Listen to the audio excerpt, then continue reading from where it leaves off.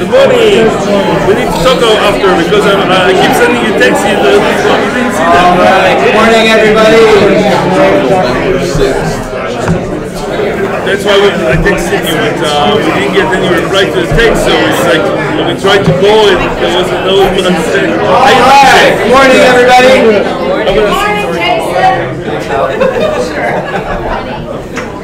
All right. Good morning. Good morning. Good morning.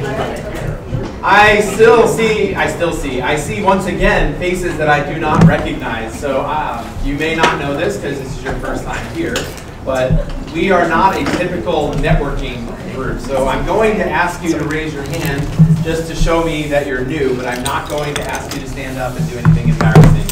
So by show of hands, if this is your first time, can you please put your hand in the air? Oh, look at you. Only 2 new faces. Okay, that's great. And one's the presenter, so that's fair. All right. All right, well, good morning. Well, for your sake and to remind everybody else in the room, 1 Million Cups is created by the Kauffman Foundation, and their mission is to caffeinate entrepreneurs every Wednesday. We have Beignet and Brew in the Avenue to thank for our caffeine and sugar. If you haven't already had a beignet, please help yourself. That box must be empty by the end of this session. I put together this QR code. It brings you to one of those Linktree pages. There's lots of things that you can do from there. I'm not going to go through the entire list. Abby updated it yesterday with something else. I forget what that even was. The most important thing for me is that you check in with 1MC. Again, the Kauffman Foundation, they take all this data and they put it together into these really pretty reports, and they share with all of us communities just how much impact we're making for entrepreneurs across the country. So I need you to scan the QR code and check in with 1MC in order to do that. In order to check in on that website, you do have to create an account. It's that same account that you would use to click the present button. I'll leave it there. We are actually booked solid until like mid-December, but I would really love to keep that going. Yes, it's worthy of an applause. The other thing you can do for the QR code is join our private Facebook group. This is a really great opportunity for us to network with one another, since this room or this event isn't really about that.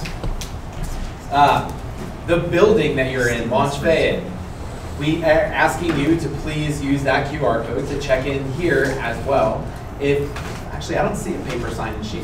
Is it? Okay. So you don't have to do both. You don't have to sign the paper and check in through the QR code. One or the other is good enough. But please check in, because every signature, every check-in counts to the stakeholders to know that there are people who are using this space, and that lets them know that they should keep giving money to keep the lights on and keep the programs going.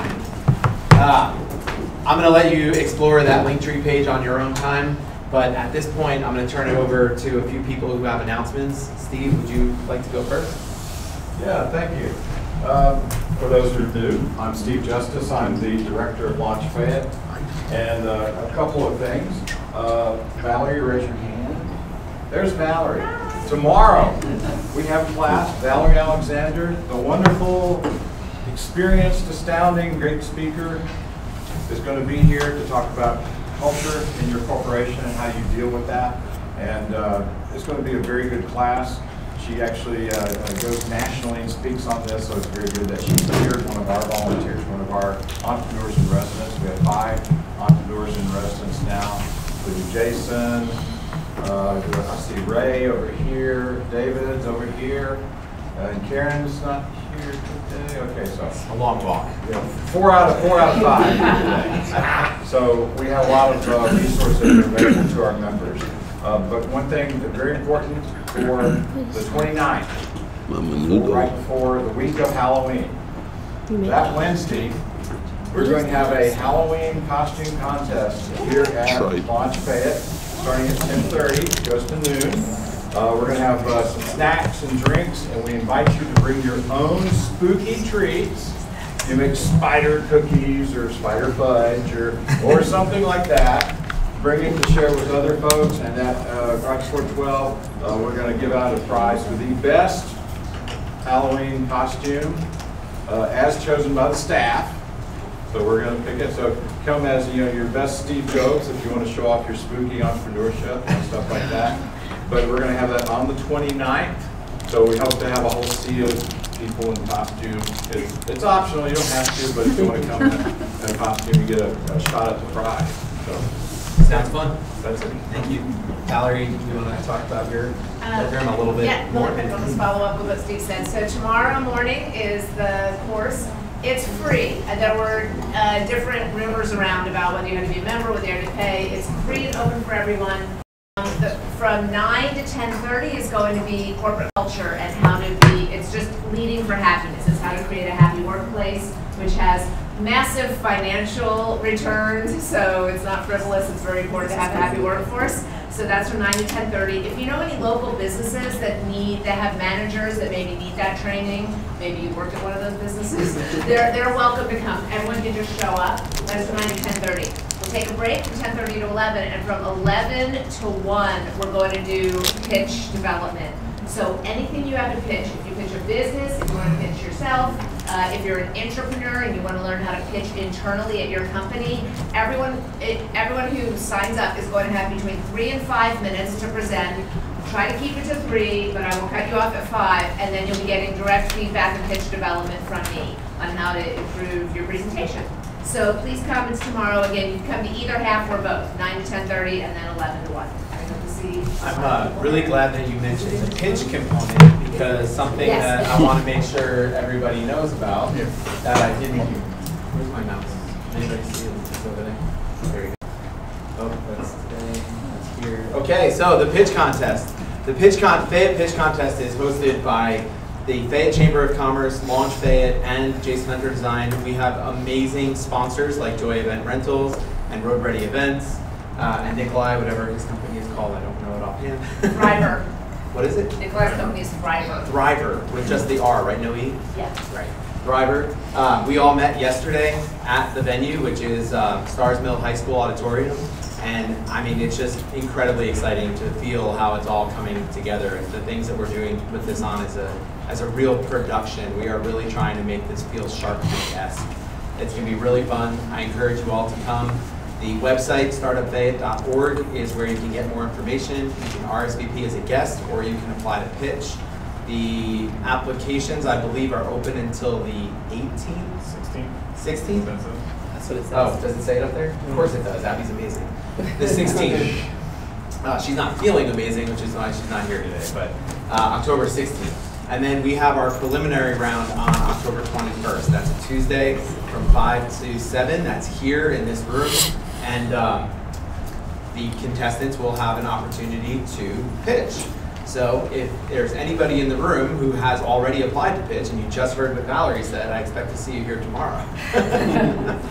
All right, what else is up here that she wants me to talk about? Night Market happened last Friday. It was absolutely amazing. I appreciate everybody who helped me put it on, and appreciate everybody who came to enjoy it. Most of you, I think, who were there came to say hello to me, which was really nice to see. And the next one is, oh, there's Karen. See, I told you it wasn't that long before.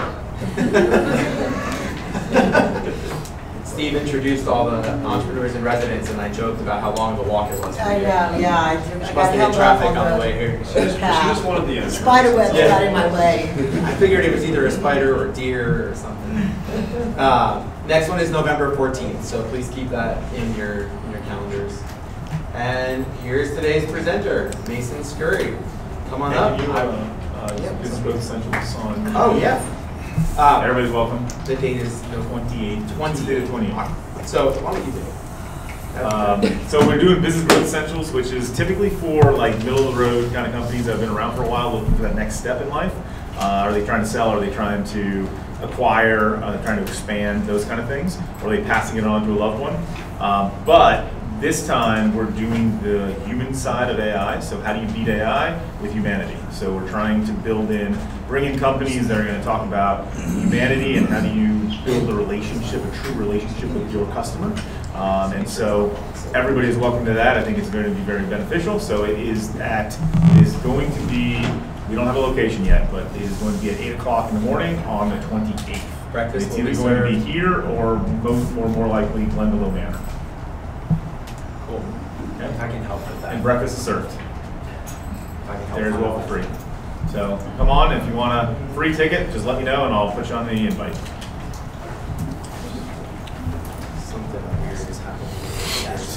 Oh. Yeah. I don't know what's going on. Does she know anybody?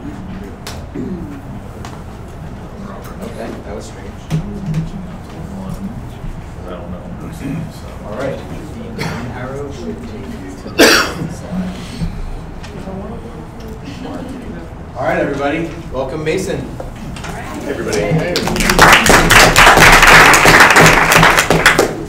I am not a believer in traditional presentations, so I need everybody to stand up first thing and find a partner, somebody you have not spoken to before. You have like 30 seconds. That's gonna be hard pressed, bro. That's it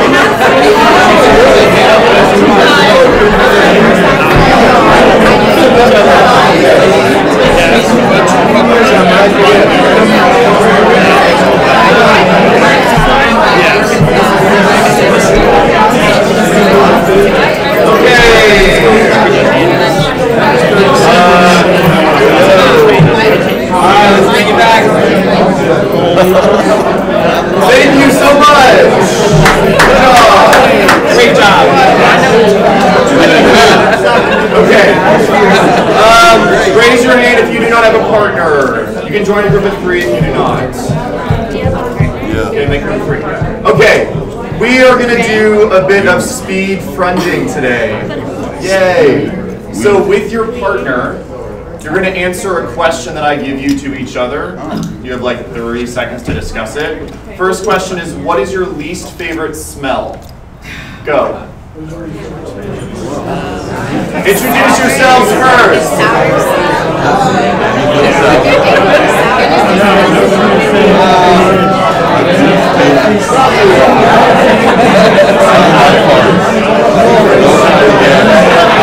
Well, I was going to say, Wisconsin,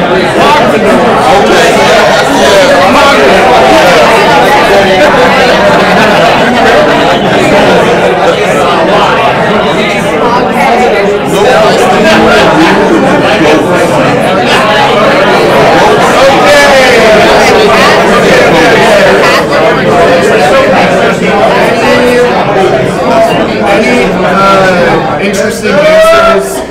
Anybody wants to share with the group any interesting answers? Burnt popcorn. Burnt popcorn, that's a good one. Okay. Goats. Goats? Goats. Goats stink, man. Okay. Now, Of course, with the mineral. dog poop in the house. Yeah, dog poop in the house. okay. Now, the next question, you're going to find a new partner. When I say go, you're going to find a new partner. I'm going to ask a new question. The new question is, what is your favorite article of clothing that you own and why? So it could be a pair of pants, a t-shirt, whatever. So find a new partner, introduce each other, answer.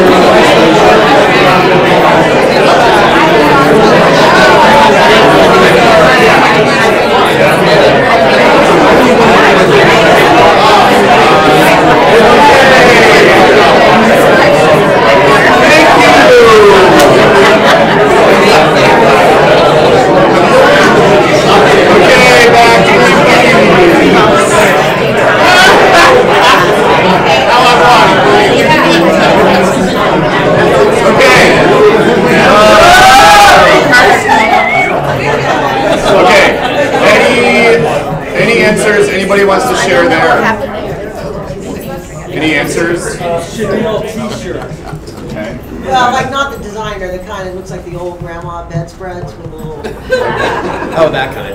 I learned what a jacket is. She's wearing a There we go. shirt and a jacket. Okay. One more. Yeah. You're looking at it. Is it Ralph Lauren? What is that? It is. Okay. Good eyes. Okay, everybody sit down. Thank you so much for participating. Your jacket.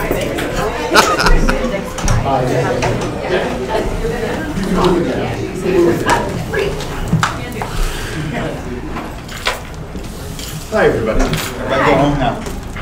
Thank you for participating. I'll explain why that was important later. I am Mason Scurry. This is my LinkedIn. If you want to connect with me on there, I would love to connect with you. When I signed up for this presentation, I was originally going to present about a different company than I am now. So I'm currently operating a business, but I want to transition out of it into something new. So I'm going to share that new idea with you because I want feedback. I want feedback on how to launch this and make it real because I'm really excited about it. Sound good? Yeah, cool. Okay. So first, I just want to give you my story.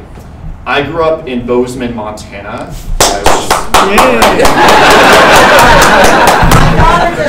Sorry. Wow. Okay. I'm wearing a Bozeman shirt, brother. Wow. Right now. That is really funny. That was the best reaction I could.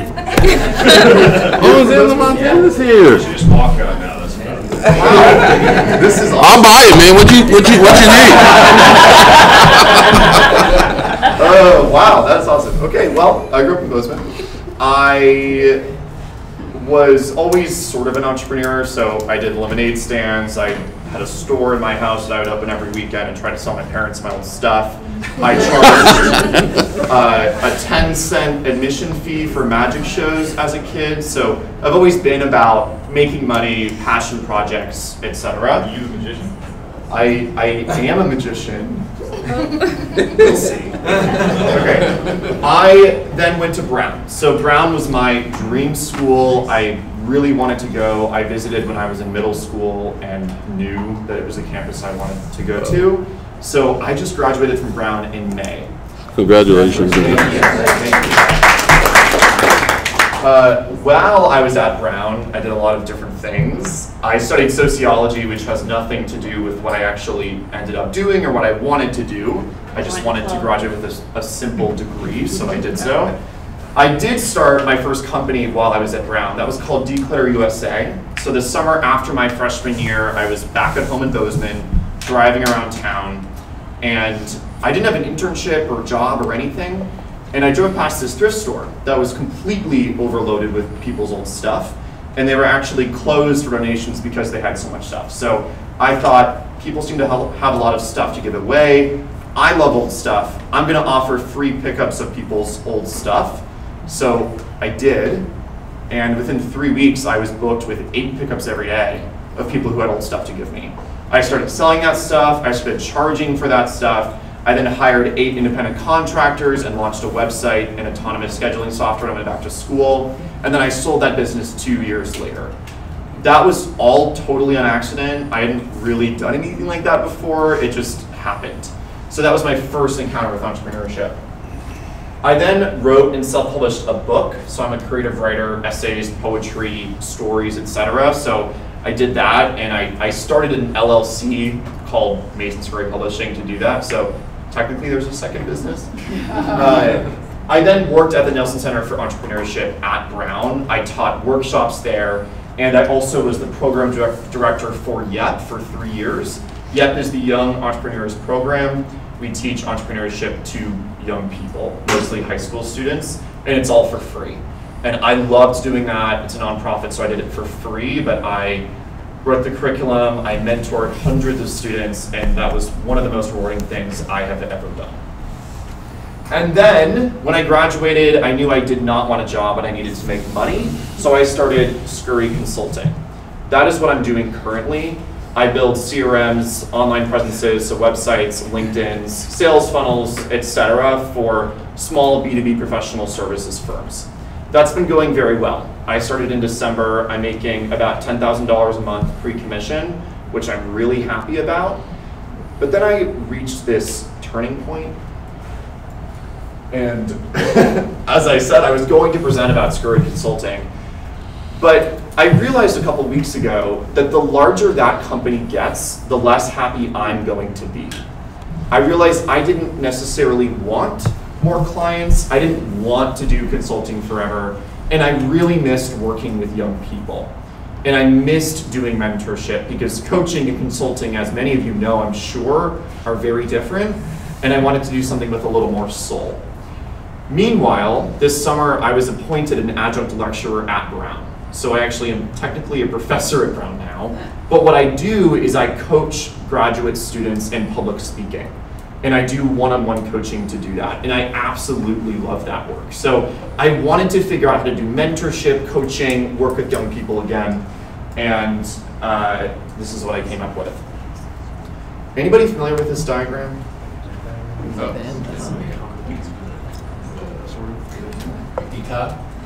Ooh, what was that? Ikigai.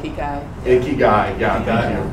So I'm a big fan of Ikigai. If you don't know what Ikigai is, it's a Japanese concept that means meaning or purpose, or basically it's a framework for finding your purpose in life, your path. There are 4 parts to it. There's do what you love, do what makes you money, do what is good for the world, and do what you are good at. Scurry Consulting was almost all of those things. It was enough of each of them, but I sort of liked what I was doing. I didn't love it. And I felt like I could do more. So meanwhile, I've been a camp counselor for years. I've been teaching kids for years. I knew I loved that. It's the most meaningful work I've ever done. So I feel truly in my heart that mentoring youth is my Ikigai. So that's why I want to do this business instead. So name in the works is Waymakers. And I was originally thinking passion project coaching, so who really knows, but this is what I'm thinking. Name, logo, and branding pending, of course. I want to address this problem. There's a few problems that I'll go over with you. The first is that a 2024 national survey done by Harvard found that 58% of young people found little or no meaning or purpose in their lives in the past month. That terrifies me, as I think it should. And meanwhile, only half of Gen Z students feel motivated to go to school. 52% feel like their daily activities are not interesting, and 60% feel that they have nothing interesting to do every day. I felt that in high school, and then I started a business, and that sort of changed it for me. So that's the first problem that I hope I can address with Waymakers. Second is education is broken in lots of ways, and AI is breaking it more and making it more obsolete than it's ever been. Half of Americans think K-12 education is going in the wrong direction. How many of you think that's true? Curious. Vast majority, awesome. National reading and math scores are at historic lows, and only 28% of 8th graders are rated proficient in math. Also terrifying. And also chronic absenteeism is on the rise, and many classrooms lack certified educators. So clearly something is wrong. The third problem is teens really want to be entrepreneurs. So about half of Gen Z says that they want to be entrepreneurs, and 60% of teens prefer entrepreneurship to a traditional job. So young people are really interested in being entrepreneurs and passion-driven work, and I want to help them do that. I also believe, as I'm sure all of you do, that entrepreneurship is a really great way of building your own path and finding your Ikigai. And along the way, you also get to build confidence, knowledge, and skills, which is what I want to do for young people. Additionally, colleges are increasingly looking for passionate individuals. They're not looking for well-rounded students anymore. Everybody at this point has good test scores and good grades. Elite schools want people who are really passionate about something specific, and that's the kind of students they admit. So whether they start businesses or not, I think finding a passion project or starting an organization of some sort would be beneficial for colleges. The opportunity is there is clearly a gap between education and what kids currently have and what they want to have, which is passion-driven entrepreneurship and mentorship. So I want to fill that gap. At what scale, I don't know yet, hopefully as large as possible, but here's what I'm thinking so far. Here's the TAM-SAM SOM of this market, just so you're aware. The TAM is, there are 25 million US students ages 10 to 18. The families spend an average of $1,500 a year on enrichment, which is a $37.5 billion market, pretty big. SAM is, if we target just those families that spend way more money on their students, so $10,000 per child, that amounts to $30 billion. And then the SOM is my realistic, what I'd like to reach in the next few years with Waymakers. That is 1,000 families in 3 years. Let's say they spend an average of $5,000 with me, that's about 2.5 million annual revenue. That's a good starting target. The vision. I don't know why that text did that, but I tend to think of business development as an onion. So whenever my clients want to grow their businesses, I encourage them to think of it in this framework, which is you start with the center and then you move outwards in layers instead of trying to launch everything at once. So this is the approach that I want to take here. I want to start with mentorship. That is essentially one-on-one coaching that I'll offer virtually and in person with students to develop passion projects, businesses, figure out what their callings are. From there, I'll go to programs. I'm thinking those IRL programs. So that'll be after-school programs, summer camps, days of entrepreneurship on Saturdays, or events like A Million Cups, but for young people. And I live in Athens, so those would start in person in Athens at schools, private schools, YMCA, Boy Scouts, Girl Scouts, whatever.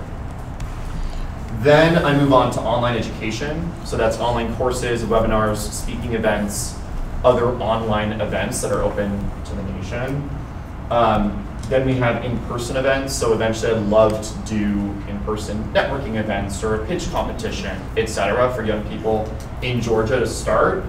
And then eventually I'd love to have a physical campus. So it would be awesome to have a building of some sort where we're doing regular programming, doing summer camps for young people. Any questions so far? Okay, I'm going to walk through these in more detail. Before I do that, I wasn't. How do I? There.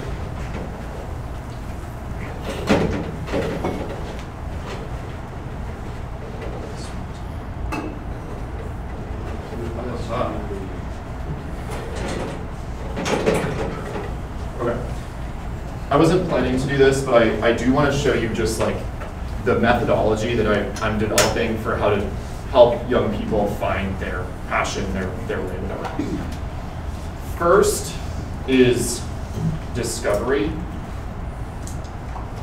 And this is the basic framework of any program or coaching or mentoring that I do. Discovery is helping kids figure out more about who they are. So what they love, what they're good at, doing personality tests, skill tests, etc. Second is ideation. That's basically a ton of brainstorming about what they would want to do in the future, what they would love their futures to look like, if they could do anything for their lives, what it would be, and a bunch of brainstorming exercises to facilitate that. Third is vision. So that is building a really concrete dream based on this brainstorming exercise and allowing them to really envision and embody that future, whatever it might be. Fourth is build, and that's building the damn thing. 5 is launch. That's actually making it real and starting to take action to execute it and turn this into something real. And then 6 is evolve. And that's basically iterating and improving and continuing from there. For example, a couple years ago, I mentored a student who wanted to start a custom calligraphy business to raise money for his robotics club. So we started by just talking about what he was good at and what he liked doing. We moved to how this could work. You could do Etsy, you could do a website, all the different ways that he could sell his custom calligraphy. We set a concrete vision. So I was like, let's set some smart goals. Let's figure out exactly what you want this to look like, what the future, the best version of this is going to be. We built it, so he has an Etsy shop. He started making money. He got a big corporate order within 3 weeks of launching the shop, launched it. And then Evolve, he wrote his Brown essays about this business and is now a student at Brown and continues to build the company there. And I have already mentored, through the work I've done in the past, 320-ish young people. So this transition is very natural for me, and it's not totally new. You know, I've done this before. I basically just want to turn what I've been doing anyway into a business. Any questions about this process? We can talk about it more at the end. Yeah? How old was that gentleman? He is now a freshman at Brown. Yeah. You started working with him at a wage. He, 2 years before, so 16. Okay, here's some more details. Finances, whatever. Mentorship. So I'm going to do one-on-one virtual weekly mentorship. That's an hour a week with students. The first month is free, so 4 sessions free. I'm doing that because I want to get a lot of initial customers. And then $170 a week, or $175 a week, or an hour thereafter. And then as ongoing, the idea is to go through each step of this process, and then they graduate from the program. At capacity, I can hire other coaches as independent contractors. If I pay them $50 an hour, that's really good pay. I think, especially if I choose other young people, and I still have a very big profit margin. IRL programs. So I love doing these sorts of things. I'm thinking first is today I'm going to just reach out to the Boy Scouts and YMCA and schools in Athens and say I'd love to run a single day of entrepreneurship or passion project development day where kids come and we do a bunch of activities and games and programming for free for a day. I was thinking it'd be a good lead generation thing for me. Then I'll move to weekly after school programs. That will happen hopefully at schools as sort of the MVP. Then summer camps. And I'm thinking for each of these, the first 2 cohorts are totally free, and then I can offer a low admission price for a day of whatever after that. Online ed is then I can develop a newsletter, start doing webinars for parents with more information about the program and why I'm doing it, etc. Start an online course, and then also 2 free cohorts, paid online programming thereafter. This is something I developed when I worked at YEP. I launched our first online program. I also launched our first summer camp.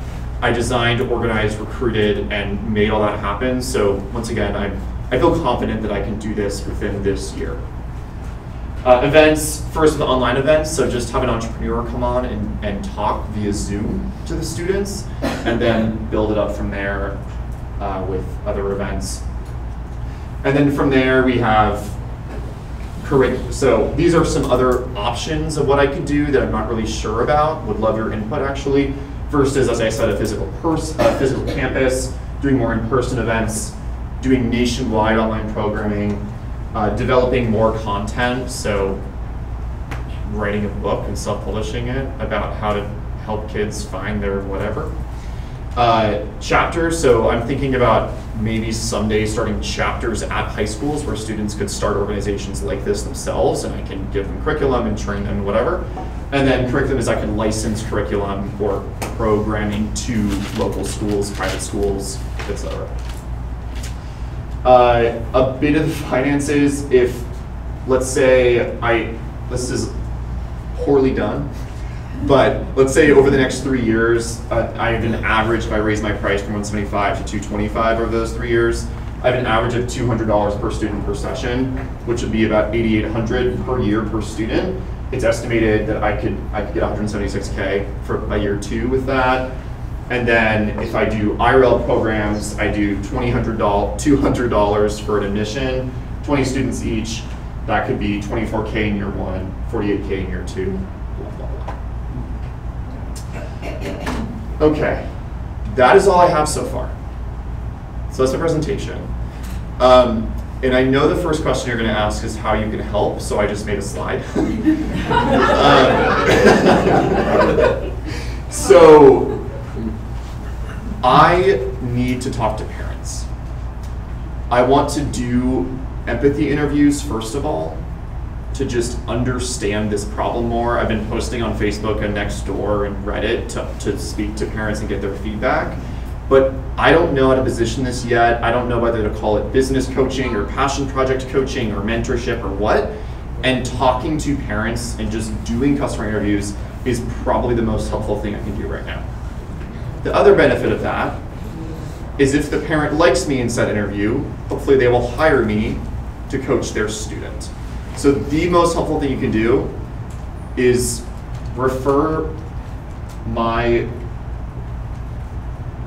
website and or email and or phone number to 3 parents of kids aged 10 to 18 that you know.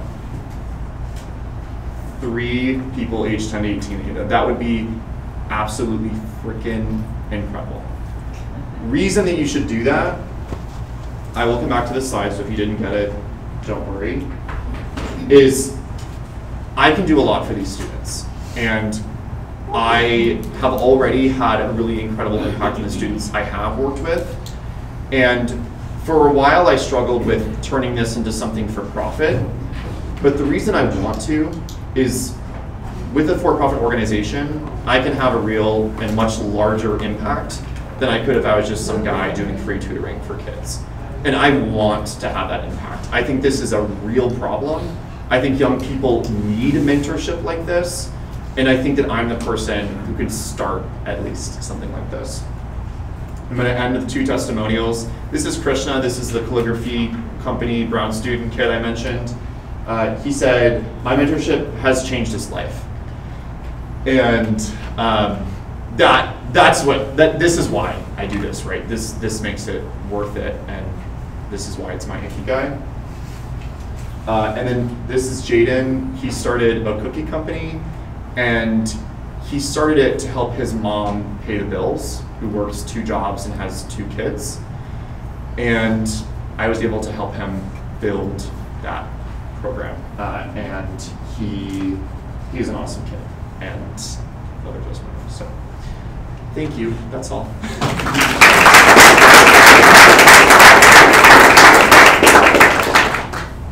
Wow, there you go. Hands in the air. It is up to you to call on whoever you'd like to call on first. Well, first of all, your presentation, I love it. You have an infectious personality that's going to take you a long way. All right. A bit of advice, one thing you may want to consider, there's a program out there called Leaders of Tomorrow, hosted by the National Black MBA Association. And I say because I was in experience with it with my grandson, I was also a mentor to some of the kids. You might want to look into them to get some advice on how to further scale what you're trying to do. Okay. They were actually, there was focus on young black males and females who were in high school to learn business, the business sense, and they would write master levels programs, and they worked with Delta, Harley-Davidson, and others. But that's a program you may want to talk to. They've been proved to be a success, and I think it's not the same target necessarily, but I see there's overlap. Yeah. That may be something you may want to leverage. Okay, thank you so much. So one of the things about this, my thoughts on your pricing is that it excludes a whole lot of folks that parents can't afford to, they are frustrated and they end up going to a community college, not Brown, right? They don't have access to the capital to go to something like that and some of the other programs. So perhaps considering creating yourself as a benefit corp and then having a nonprofit as a division of that so that you qualify for grants that would allow you to expand accessibility to families that can't afford almost $9,000 a year for this kind of a program. Okay. So I have thoughts on that. I was thinking I have a scholarship fund, and for families that can't afford it, I ask them, do you want to sponsor a kid who can't? And ask them to donate to the scholarship fund. I also want to offer free programming forever. So have, I don't know, the day of whatever continue to be free for the history. But I like that idea a lot because I started this because I want to have impact, and I like that's the goal. You know, the consultant is making enough money. I want to do this for the impact that I could have. So that's it. Yeah. So if you set it up, look into, if you become a member here at Launch Fayette, I can advise you.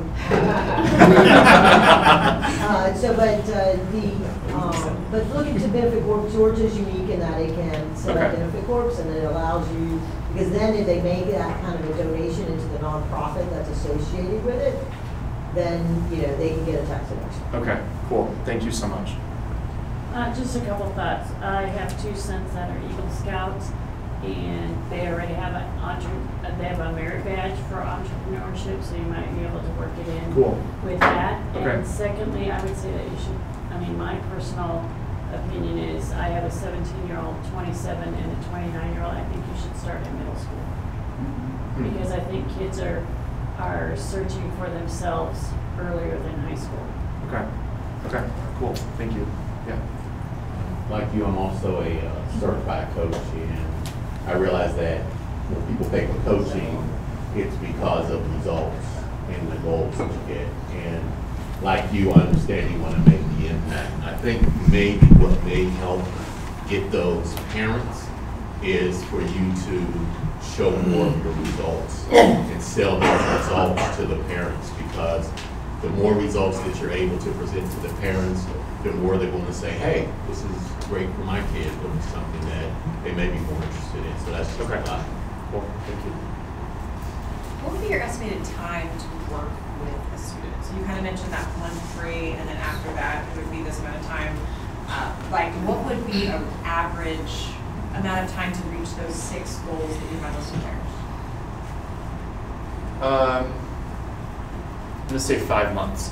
I haven't really thought about it, but I think 5 months is enough time. I think it's enough.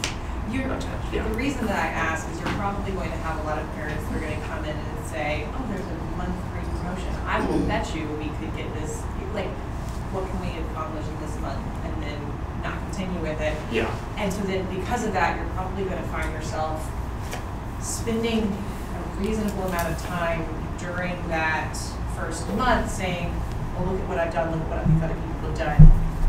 And a parent might say, well, we're spending this time talking about this pitch versus the actual impact.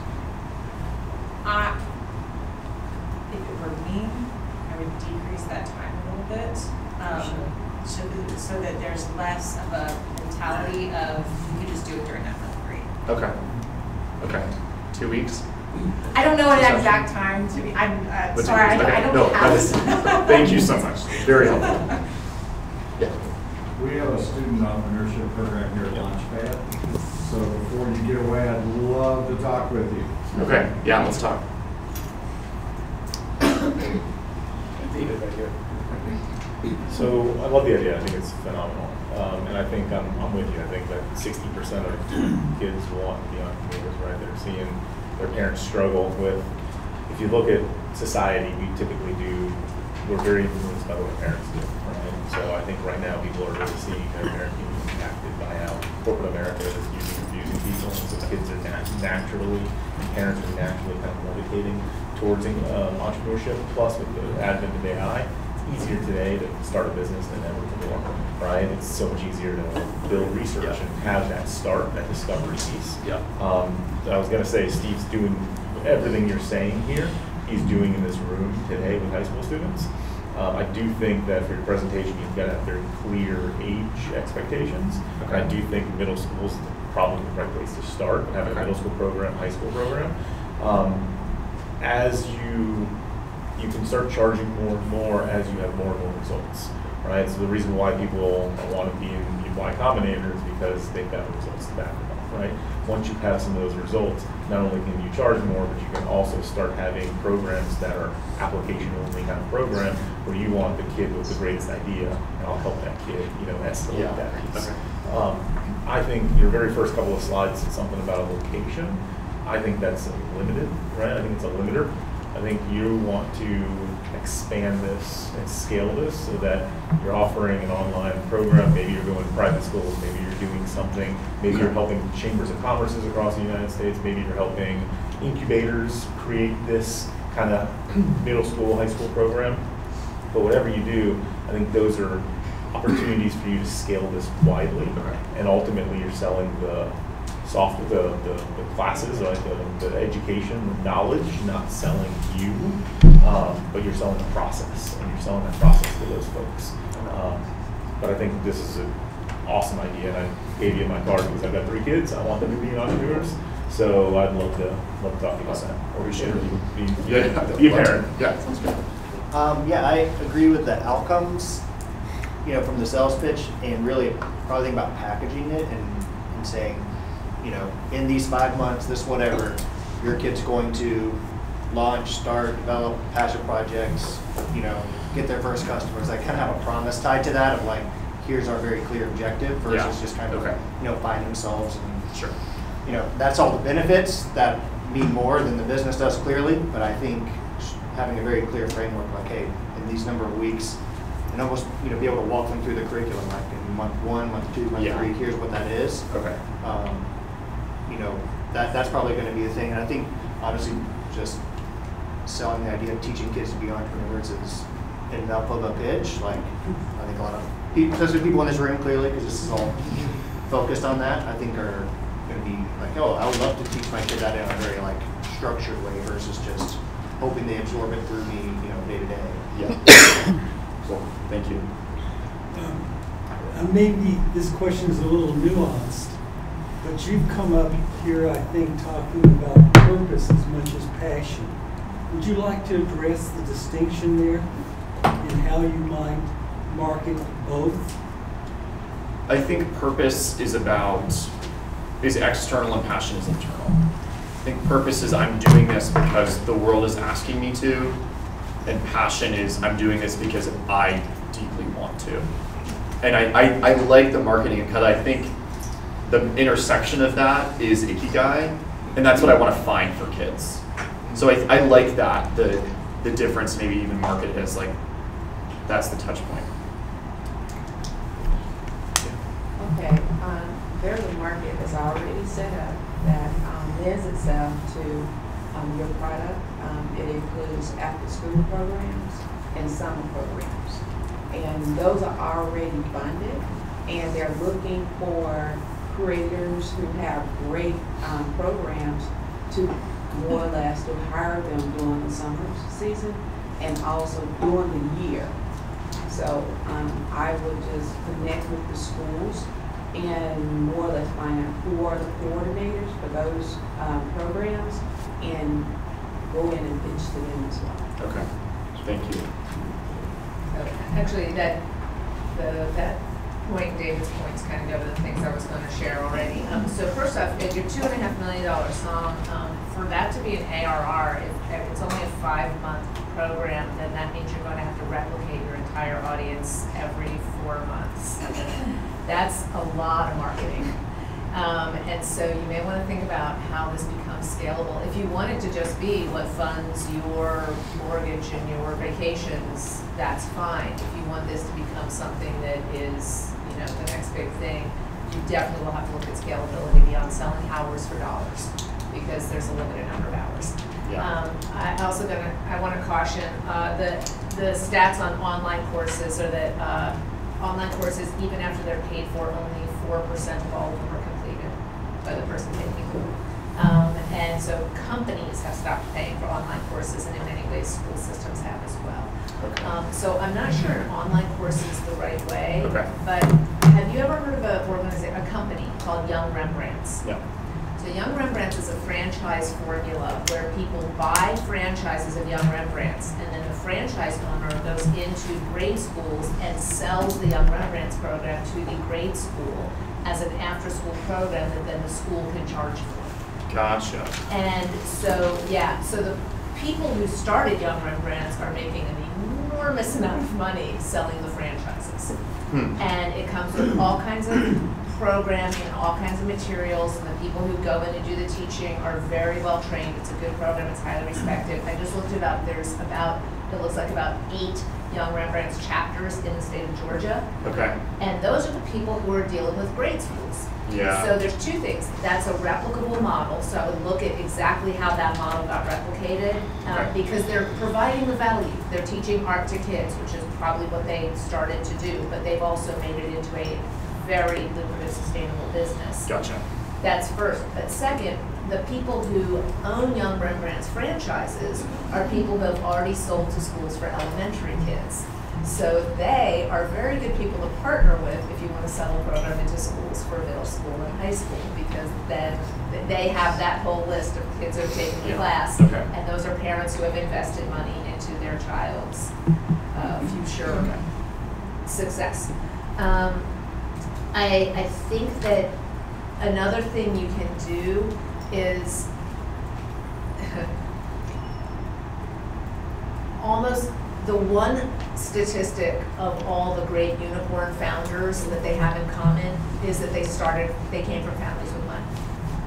And nobody wants to hear that, but that is the absolute truth. Mark Zuckerberg was at Harvard without financial aid. You know, Larry and Sergey were at Stanford without financial aid. Jeff Bezos started Amazon with $300,000 from his parents. If any of these companies require resources to start, there's a lot of those resources available through SBA. If you can look into any kind of a grant that a teenager can get of even $5,000 makes the difference between starting a business and not starting a business. And if there's a $5,000 SBA grant that some kid can get, and you, as part of your coaching, can get them in a position where they can write that grant and get that money to start their business, that makes it a much more attractive possibility to be able to start a business. And then the last thing I would say, in terms of your presentation, all of us standing up and talking to each other was fun. It had nothing to do with what you're talking about, and I don't know if that was a holdover from some previous presentation. But the most compelling moment, the moment I sort of went, oh wow, was when you started talking about your trash collection business, or decluttering. And if you walked in and just said, the first business I ever started was this, blah, blah, blah, blah, blah, I did this, I did this, I did this, and I'm thinking, wow, this guy was way into entrepreneurship. And then you say, and I did that when I was 16. And then I made this much money, and then I used that as my Brown essay, and I got into Brown, and suddenly, Karen, the first thing she said is he should just call his company How to Get Into Brown. If you say, and then I used that to get into Brown, and then I sold that business for this amount of money, because I was ready to, I was at Brown, I couldn't run it. Suddenly, I'm very interested. So if you can transport your audience to that moment where you are the authority on this, and now they want, if you start with that, because ideally you will be in front of a room full of parents, or you will be in front of a school system that you're trying to pitch this to. And as soon as you pitch to me that you did it successfully, and at 16, now I want what you've got. And then you've got the testimonials for those 2 kids. Weave their stories in with what you do. Like when you say the discovery phase with, this student, with this person, I showed him how to make a cookie company. Break my heart over the kid who's trying to start a cookie company so that he can help his mom pay the bills. Because now also I want to give you a little extra money so you can help the kids who don't have it. But it's amazing. It's such an amazing program. I am so happy that this will exist in the world, and I really want you to be successful with it. So thank you. Thank you so much. So I just again, with all of the results that your clients, these students achieve, I'm a parent of an 11-year-old who wants to be a baker, so I'm very interested in this whole process. And not only just you have the method to not only get into Brown, but my question is how to pay for Brown. What do your students, what do your clients do with the money they earn through their business? How much do they tend to make? What happens to that? It's great to an entrepreneurial skills for these kids to get with it. Are they making money? Are they funding their college degrees? Because that would be a really cool thing. And as a financial coach, I want to know what's the result my kid can get. Because if I'm going to pay you $700 a month, I want to know what's the ROI. Yeah. And I personally prefer the 5-month plan to the 12-month plan, financially speaking, you know, if we can do this in 6, because at first I was like, oh, this is a year or a multi-year deal. Now it's only 5 or 6 months, I'm like, well, that makes it more manageable for me. Okay, cool, thank you. Sure. I love your Ikigai concept. I'm a big fan of that myself, but I think you have a whole marketing pitch that you're missing too. I think all your stats are so spot on. We have an epidemic of depressed youth, depressed humans in general, and what you're offering is a solution to that too. And you know, we as our education system, I agree, we're kind of selling our kids, our parents, this false sense of what success is, right? Check this next box, and eventually you're going to be happy. And then you check all the boxes, and something's still missing, and the struggle is real. Pay for all these sports, which is great, and it's wonderful, but we're paying so many dollars to the promise of a scholarship or this or that. We allocating these dollars to these kids finding a passion, and it's bigger, it's so big. You have a solution to this depression epidemic, honestly, because you're inviting kids to find their passion and consider what's possible, and parents are spending so many dollars to put their kids maybe in counseling when they're struggling on these things, and I'm not discounting any of that, but a lot of times in counseling, you're talking about your problems over and over again, and what we focus on is what we're going to see, right? And again, I'm not discounting any time, place, and solution, but what you're offering is an opportunity to explore what's possible instead of what's dragging you down. And you know, again, there's a time and place for the medications, but we're quick to get all the pills and all the things, and you're inviting them to know what's possible. And I just think you have a bigger thing that you're offering that's could be so impactful for bigger reasons than you're even considering right now. So I just love what you're doing.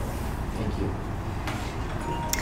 So the discovery aspect of this to me is the most important part, right? I remember being 15 or 16 and being so confused about, you know, what it was that my parents wanted from me, what it was that society wanted from me. And all of this was kind of like clouding myself, right? Of like, who am I? What do I want to do? So I guess my question is, what are you doing for these kids in this phase to really calm out all of that noise and get connected with who they are and what they really want out of life? So first is just like personality tests, skill tests. Yeah. Learn what your skills are and yeah. some sort of career path. I think exploring what you could do with those skills and personality with that. Yeah, so when I was in high school, we did something where we took a test like this. But even then, while I was taking the test, I was just like still like, I don't even know. You know, I was so young, you know. Yeah. I don't even know what it is that like I like or I'm passionate about or I'm good at. So I guess like what is it that's really going to like let those students connect deeper with themselves? Do you know what I mean? Yeah. Yeah. Okay, I'm gonna think about that. Yeah. I think I should emphasize, because what this really should be is experimentation. Mm-hmm. I want kids to go out and try stuff. Yeah. And then see what feels better for them, Mm-hmm. and then pursue that thing. Because that's the only way you actually figure out your calling. Right. I think, is Yeah. going into the world and trying stuff. So maybe there's some sort of like action or activities that I can do with them Yeah. to see what the... Or even just implementing some like mindful practices, like bring in Sure. someone to lead for like meditation or something like that, just Okay. to help them really like feel into themselves. Yeah, okay. Yeah, and access those parts where you can now feel creative and passionate and all of the things. Okay. Yeah. Thank you. Yeah. Just two things. I agree with Xana. I think one thing that I've noticed, I mentor and talk to a lot of young people today, and confidence is almost non-existent in a lot of young people today. In college, not in college, on track for college, not on track for college, upper middle class, upper class, poor people. Confidence in today's young adults and youth is, I feel like, a very low. You know, these kids walk around with their heads down and all that. So I think more than anything, I think there's very few things that breed confidence more than building a successful business or a successful entrepreneurial experience. So I think selling more on building confidence in people's children could definitely be a thing. And two, I feel like you have a presence, Mason, and I get how easy it is to grab the Brown thing and make that part of your identity and make that part of your brand and maybe use it when strategically. But I would just say I feel like you're more than Brown University. Everything you've said, your testimony to me sells me more on what you're trying to do than the Brown University. You know what I'm saying? Yeah. This kid from Bozeman, Montana was driving past the store and saw a bunch of junk and was like, yo, let me hustle that. Flipped it. Happened to end up at Brown and now wants to teach kids how to do what I did. To me, that's more compelling than, oh, another dude who went to another rich people's school. You know what I'm saying? I'm just saying, use that. Yeah, totally. I have siblings who went to rich people's schools too, so I get it, use it. But I don't feel like in this, you need to make that your identity. Okay, cool, thank you. Very quick tagging on to what they both just said on confidence, emphasizing that it's okay to make mistakes and learning from mistakes. Okay. That for like kids now, when any mistake happens, they shut down completely. They're like, I don't want to do it anymore. I just made a mistake. Very quick. Yeah. Have like finding a way to drive that mentality. Ralph Lauren in the back. Yeah, to me personally, I think it's a great idea, but the story tells it all. I was really focused on the name of my company and what I'm offering is youth empowerment to youth entrepreneurship, because that's what you get. You empower yourself and you teaching about empowerment. And from that empowerment, you found ways to make your entrepreneurship vision come to life. So I think you got to be a better push and a better right position. Not more about your school, not more about anything else, but how the way you see empowerment for you and how the way you develop something for yourself. I think that's the greatest self that you offer right now. Thank you. I was just going to say, you might want to connect with other coaches, and because I'm getting a lot of the same advice,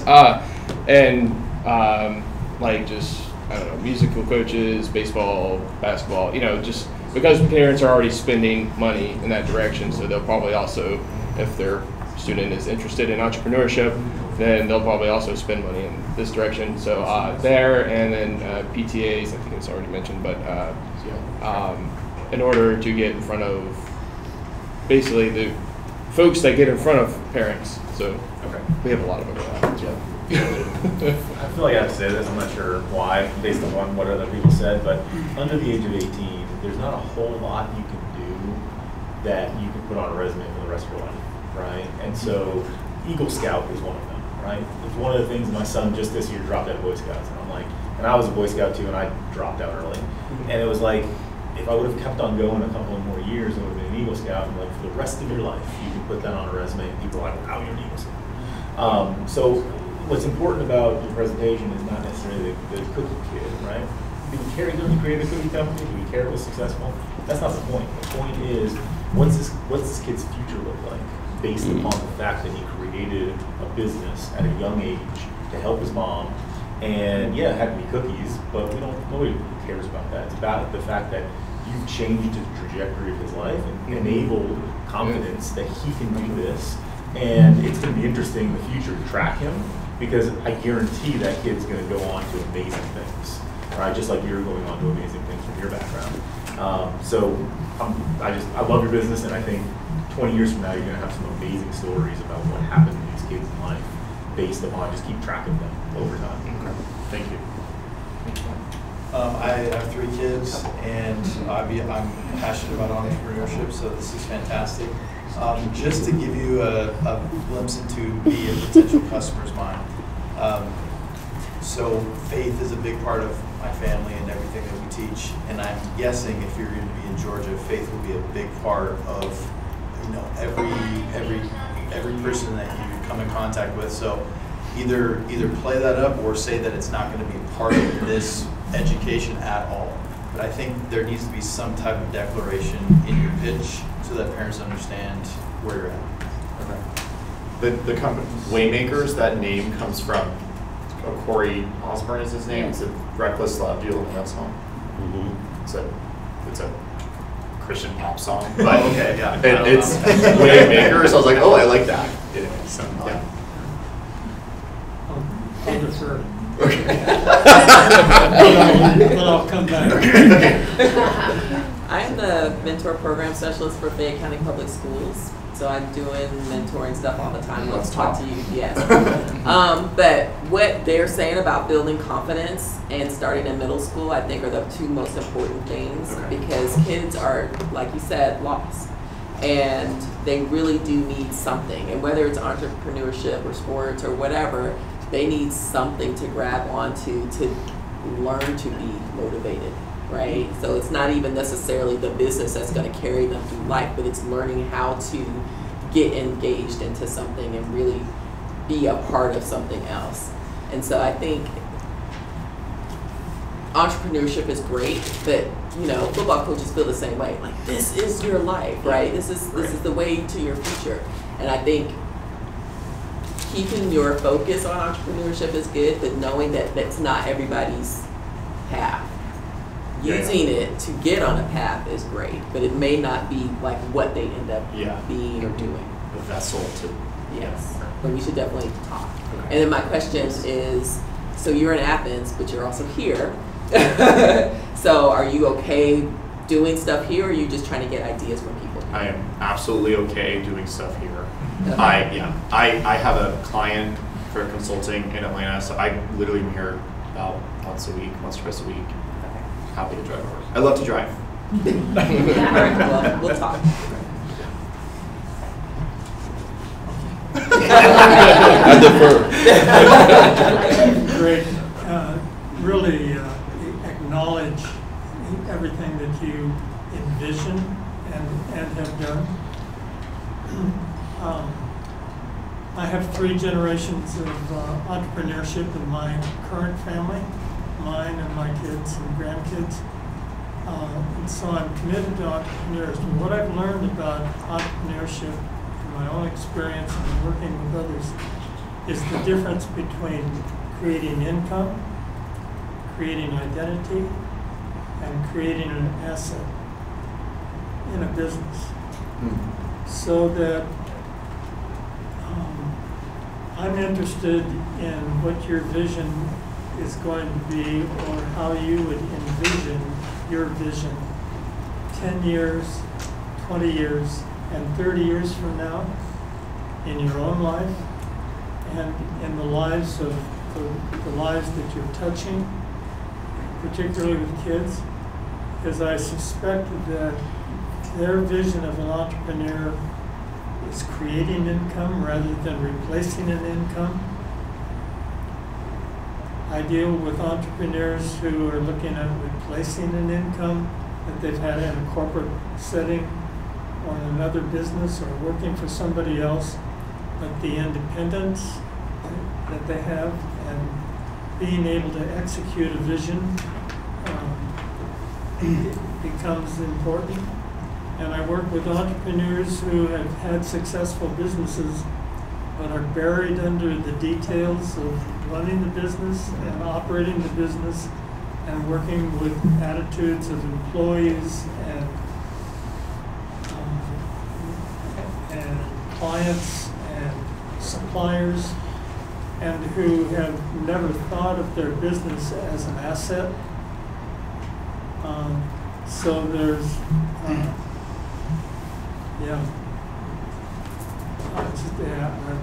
thank you. I'm just curious because with all my heart in life, I am feverishly trying to get myself to Bozeman at least May through September. You know what I'm saying? Going May. At least May. I'll be there May through September. I'm cool with that. The whole time. Yeah, that's what I'm working for. Oh, okay. Man. Wow. Okay. So, but you're from Bozeman. You went to Brown, and now you're in Atlanta or in Georgia. How'd you get here? I'm just curious. I have a grandmother and an uncle in Athens, and I visited a lot when I was in Providence, and I just didn't want to live in Boston or New York forever. And I loved Athens, so I was like, okay, that's the only reason. Cool. I love Athens, yeah, so, and I could do my work anywhere. I think a big market you should look at is like art schools, especially like high schools and things, because all those kids really have those passions are discovered. Their parents are concerned about them going to art school. Because I went to art school and people always ask me what to do for money. Art. So like being able to coach that, solve those like concerns of parents could be a good thing. And you kind of skip possibly 2 steps. Yeah, totally. In the process. Yeah, okay. The concerned parents that will happily give out money to the Exactly. They can change their mind. I'm curious, did you receive any at art school, or like, are there coaches that teach you how to like make money from art? Nope. Not Not at all. College. No. I went through it too. I have a BFA. Yeah. Zero education on how to actually make money with art. Oh, wow. My business course was so Yeah. fun, and I thought I was going to do documentary photography, and that was a terrible choice. I mean, not really, but it didn't You just have to end be up fun being for 4 what years. I was going to do. And then you don't have a job. You're just creating art for 4 years. And then you get a big bill. We are approaching 10:30. I would say that this was a fantastic presentation. We all wish you the best. I know that you said you're around the area pretty often. We welcome you back every week. I would certainly invite you to come back in 6 months and present where this business is at, because I think we'd all really like to hear about that. Yeah. And there's plenty of people in the room who I think would like to speak with you. So you've got his contact information, but if you're hanging around, just hang around. Just thank you.